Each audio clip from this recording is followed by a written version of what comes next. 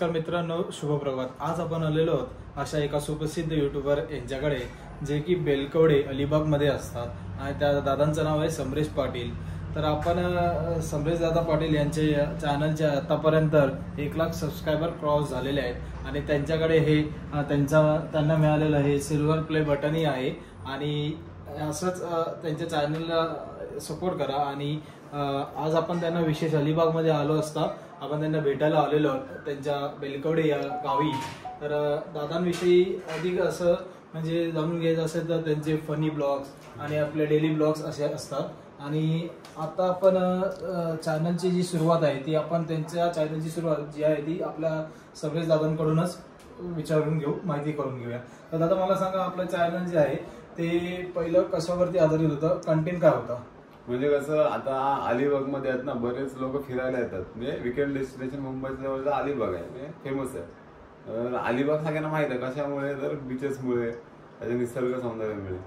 पण इकडचे जे गावात कल्चर आहे ना, जे छोटे मोठे प्रोग्राम असतात म्हणजे पारंपरिक पद्धतीने वगैरे, तर ते कोणाला दिसत नाही। हा, तर माझा काय प्रयत्न होता, अलिबाग असं बीच वगैरे दिसतात पण आतमधलं काय आहे, म्हणजे गावातल्या लोकांची राहणीमान कसं आहे, लोक कशी बोलतात, त्यांची भाषा कशी आहे, ते वगैरे दिसलं नाही। म्हणून म्हटलं, विचार केला की आपण एक दिवशी चालू करायचंच, पण डेअरिंगच होत नव्हती। म्हणजे तुम्ही पण आता युट्यूब चॅनल चालू केलं पण डेअरिंग होत नाही, पहिल्यांदा डेअरिंग होत नाही। तर म्हटलं काही करून करायचीच डेअरिंग। तर असं आजारी होतो, 10-12 दिवस ऑफिसवरून सुट्टी घेतलेली। म्हटलं घरात कंटाळा आलेला, म्हटलं जाऊया आपण, असं म्हणजे पावसाळा सुरू झालेला, जाऊया वरती डोंगरावर। आपल्या इथून डोंगर जवळ आहे, तिथून अलिबाग, खांदेरी, मुंदेरी, कुलाबा सगळं दिसतं।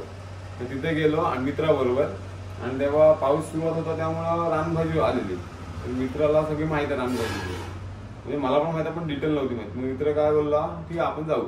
आणि वर गेल्यानंतर ठरवलं की आपण व्हिडिओ चालू करायचा काय, मनात होतच ना। तर तो म्हटला चालू कर, आणि तिथेच कॅमेरा चालू केला।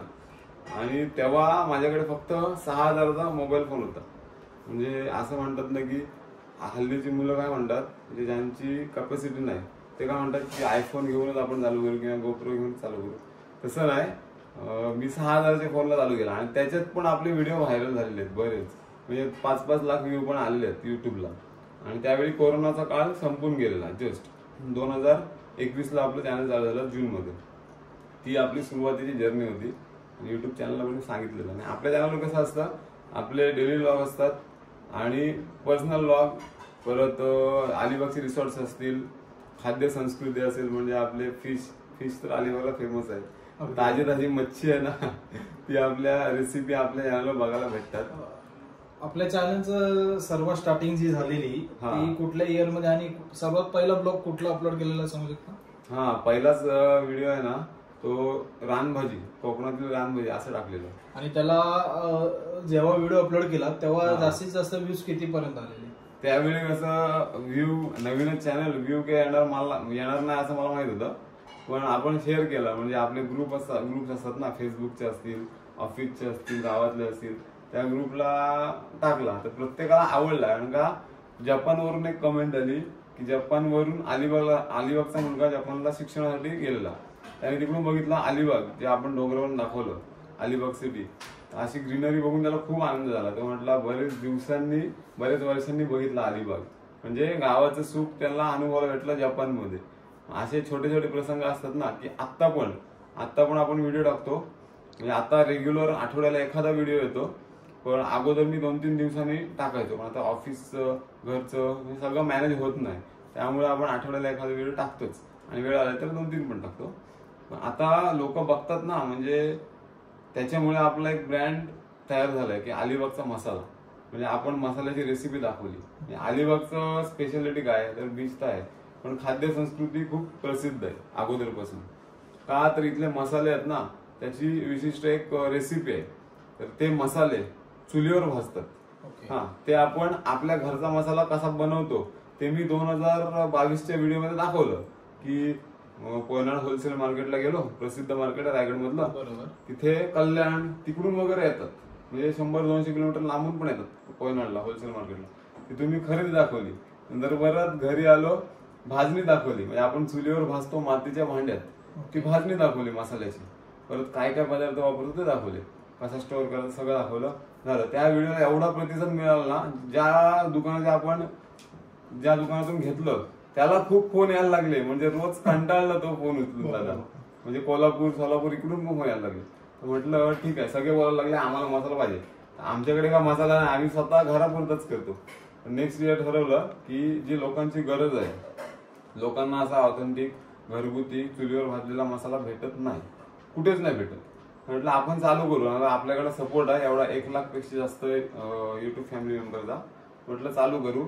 आणि तो एक टर्निंग पॉईंट होता की अलिबागचा मसाला आपला चालू झाला. मी करत नाही, आपले सासू सासरे आहेत ना ते करतात, मेवणा मेवणी सासू सासरे तेच बघतात सगळं.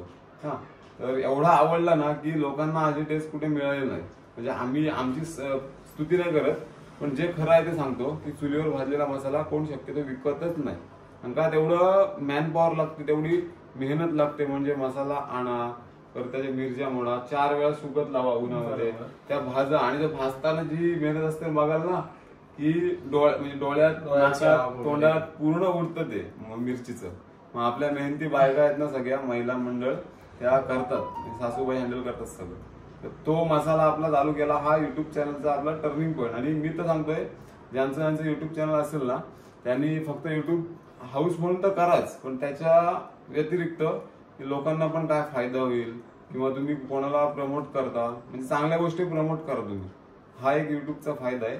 अगोदर कसं इंस्टाग्राम आला ना, तर इंस्टाग्रामचं तसंच होतं की टिकटॉक वरून इंस्टाग्रामला आले क्रिएटर, पण ते एंटरटेनमेंट म्हणून फक्त एंटरटेनमेंट ही एंटरटेनमेंट तर ठीक आहे, पण त्याचा फायदा लोकांना कसा होईल.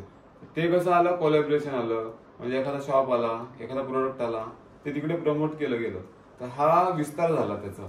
मग आता इंस्टाग्राम म्हणजे फक्त टाइमपास म्हणून बघत नाही लोक, त्याचा उपयोग करून घेतात.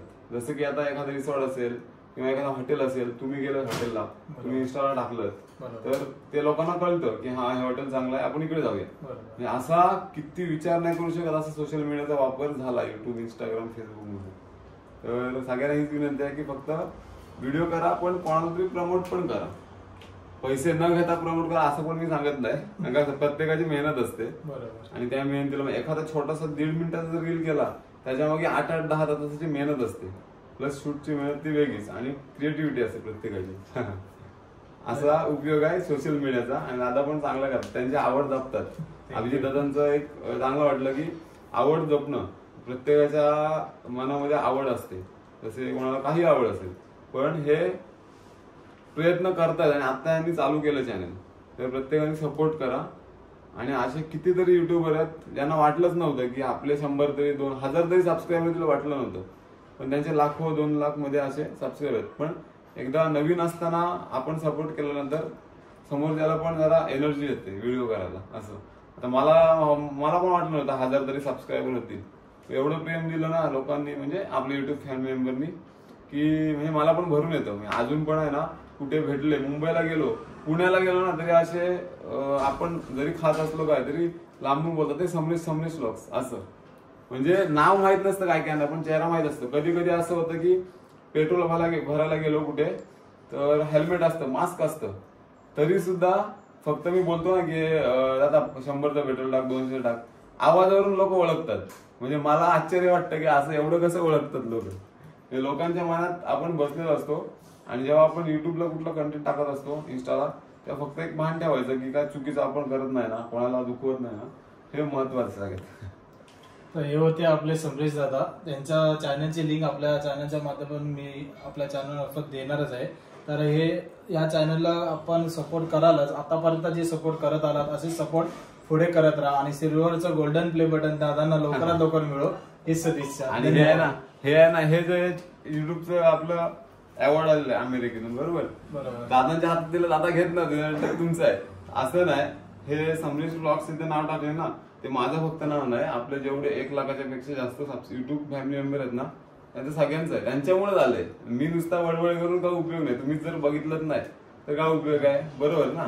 तर दादांचं पण आहे असं मी समजतो. तर हे जे आहे सिल्वर प्ले बटन, आणि दादांच्या चॅनलला जास्तीत जास्त सपोर्ट बेलकवडे आणि अलिबाग जिल्ह्यातील सर्व युट्यूब फॅमिली मेंबरनी जसं सपोर्ट दिला, तसं मुंबईकरांनी लवकरात लवकर या चॅनलला सपोर्ट करून या सिल्वरचा गोल्डन प्ले बटन लवकरात लवकर मिळू दे ही सदिच्छा. धन्यवाद. थँक्यू.